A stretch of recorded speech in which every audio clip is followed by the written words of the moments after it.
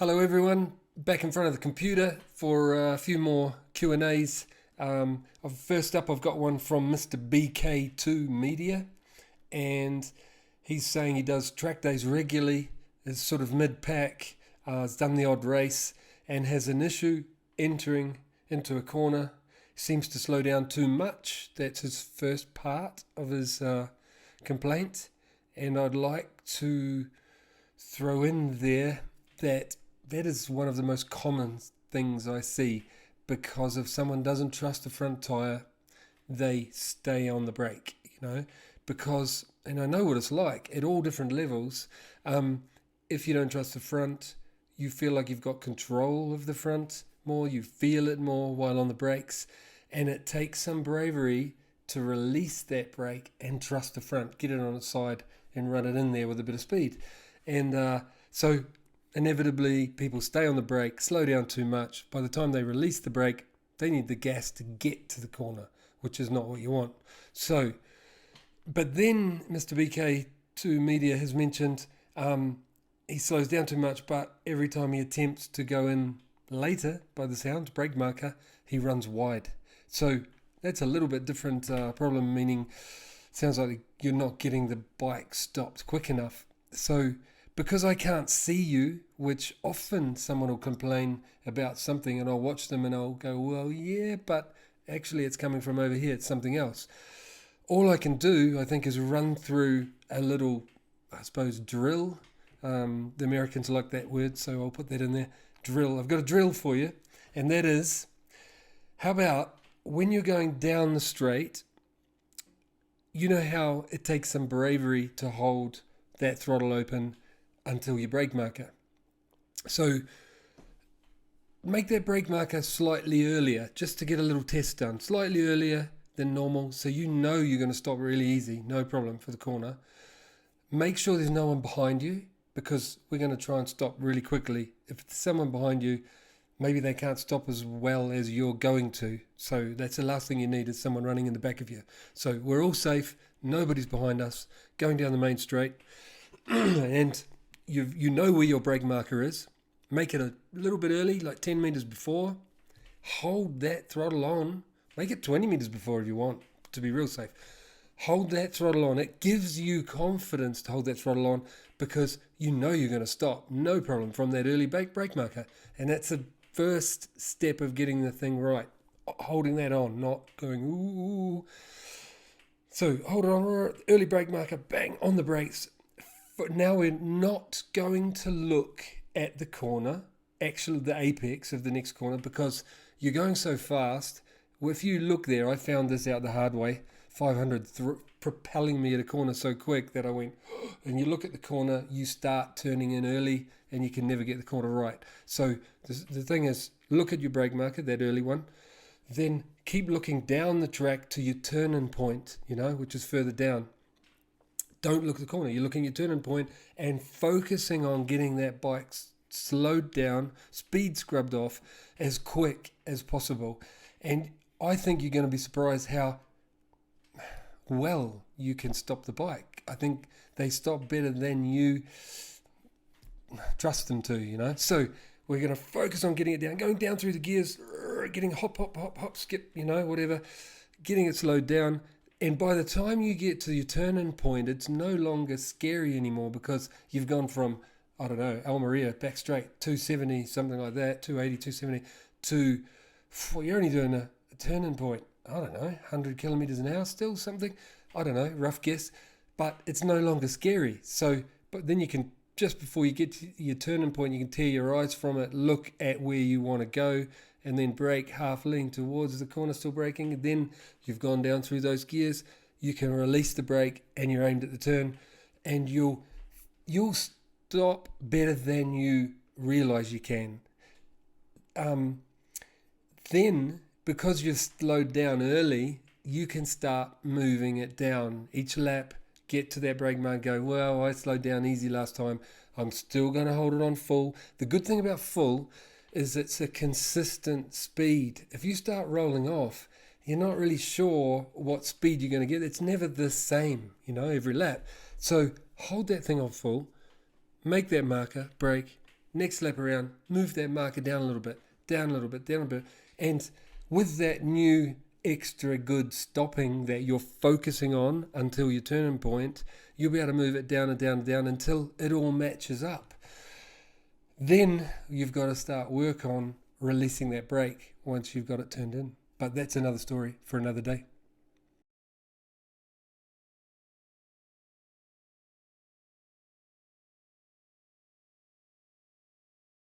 Most of you will remember well the name Chris Vermeulen. I first heard it when I got a call from Pere Riba. I just retired from motorcycle racing, still living in Andorra like I do now, and I knew Pere from working in the same team, meaning he was riding 600s, I was riding superbikes, or we'd been in the same paddock for years, got to know each other well. Pere is now the crew chief for Johnny Ray, so he's, for some years, I think all the years at Kawasaki, so he's been very successful at that as well. So I got this call from Pere. He said, Simon, someone I'd like you to meet. I'm showing him Andorra, with the possibility of him coming to live here, a young racer.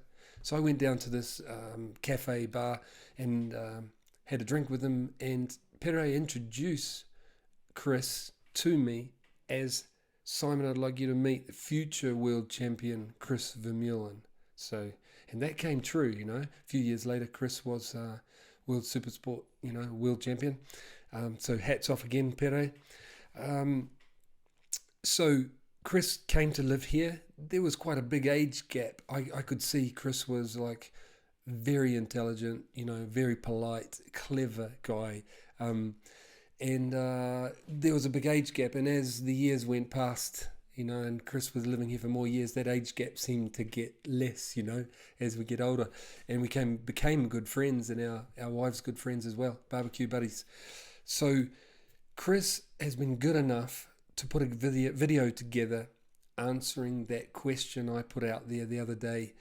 What is your favourite race? Take it away, Chris. Well, g'day everyone. Chris Vermeulen here from Queensland, Australia, at home, isolating like I guess a lot of you guys are around the world. Yes, Simon Crafar, a good friend of mine, he's doing those Q&As. They're great to listen to. And his last answer was about his best race that he'd ever been involved in. Asked a few of us ex-riders to say our own. So I listened to Simon's answer. And I agree with him. There's so, in your career, if, I feel like I had a great career, raced in many championships. There's so many memories. And it's not always the races that you won that are your best Grand Prix. There's other ones or best races, I should say. There's other ones there you rode really well in and they stand out to you, or you did something special. So yeah, I've got so many along the way. Like I said, I rode in so many championships, started in Australia, went to the UK, World Supersport, World Superbike, MotoGP. So a lot of great memories along the way. I guess for me, the first one that stood out was my first ever World Championship win was on the Tenkate Honda 2003, Phillip Island, one of the best circuits in the world. My home race. I'd been on the podium before. I'd had pole positions in World Supersport before, but never managed to put a victory away. And it was something blocking me. And once I got my first one, I got 4 or more, I think, that year. So went on to win the World Championship. But that first race, I was fastest in every session, qualified on pole all weekend. Everything was going well. I won the race by over 10 seconds, but it felt like such a hard race to put away because, like I said, I never managed to get the victory. So yeah, that was a very special moment. I had a few in World Superbike as well. I guess my first win at Silverstone stands out. The race 1, it was the first year of the Fireblade. Race 1, I was on the bike learning superbikes. It had a battle with Noriki Haga, and he was just so much smarter than me coming to the end of the race, and managed to get the pass on me early on. Race 2 was almost a repeat, but I learnt pretty quickly as a 21-year-old. I think I was 21, 22 on the bike, and didn't let Nori get it, and that was my first win. And I went on to win a few more World Superbike races from that moment. But I guess in MotoGP, the one that stands out was my win at Le Mans 2007 on the Rizzo Suzuki, which is behind me. But it probably wasn't my best race. There were a few other Grand Prix that I feel like I rode better. One in particular was 2006 Laguna Seca, first year on the Grand Prix bike. It was my second pole position of the year, but I felt like we had a real chance that weekend. Coming into Sunday, the weather was ridiculous. It was 112 degrees Fahrenheit in America. I think it's about 43 degrees. What we use, and very, very hot. Track temperature was ridiculous. The bitumen was melting off the edge of the track. They actually cancelled all of the support races before our Grand Prix that weekend because the track was falling apart. And so it was difficult conditions, but on the bike we had a really good setup. We were able to run good lap times, and I didn't get the best start, but got into the lead at the end of the first lap, past Kenny Roberts Jr. in the last turn, and I started to pull away and make a bit of a lead, and everything felt very comfortable. We knew we had tyres that would do race distance. 32 laps we used to do around Laguna Seca. It was a long old race, and very physical track, not much of a rest. And as you know, these MotoGP bikes accelerate pretty hard. So it was very physical, and it was hot. But yeah, everything felt in control until about sort of bit over half race distance to 2/3 race distance, and it was so hot. Suzuki hadn't tested or developed the bike in those conditions, and the fuel was actually boiling in the fuel pump before it could make its way to the engine to be burnt. So the bike started to break down. Nicky Hayden was my closest competitor in that race, so he passed me. He went on to win that race and ultimately win the world championship. He was very strong, and it was very happy to see Nicky do that year. But from my bike point of view, the last sort of 2 laps, I went from second and still thinking I had a chance to try and do something with Nicky to back to 5th, and the bike completely cut out, I think, second or third corner after the finish line. So I guess that was the hardest bit of the race. I had to lean the bike up against the tyre wall and walk my way back through the crowd. It was, like I say, 43, 44 degrees.